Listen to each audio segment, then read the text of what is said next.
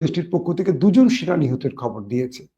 এরা বরাবরই ভারতের মতো 2 জন বললে ধরে নিতে হবে 20 জন, এরকম আর কি। এরকম করে বেশ কয়েকটি অঞ্চলে দখলদার বাহিনীর উপর পাল্টা অ্যাটাক করেছে প্রতিরোধ বাহিনী, এবং প্রতিরোধ বাহিনীর পক্ষ থেকে বলা হয়েছে তারা প্রচুর সংখ্যক দখলদারকে হতাহত করেছে।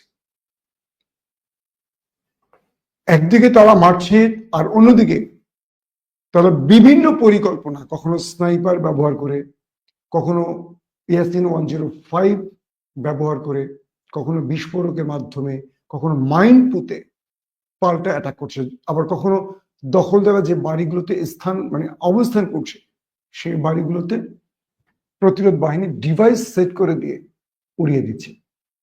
তো এভাবে একটার পর একটা দখলদারকে ওপারে পাঠাচ্ছে।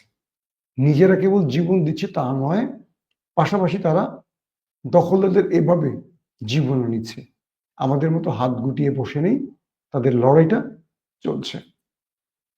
প্রিয় দর্শক,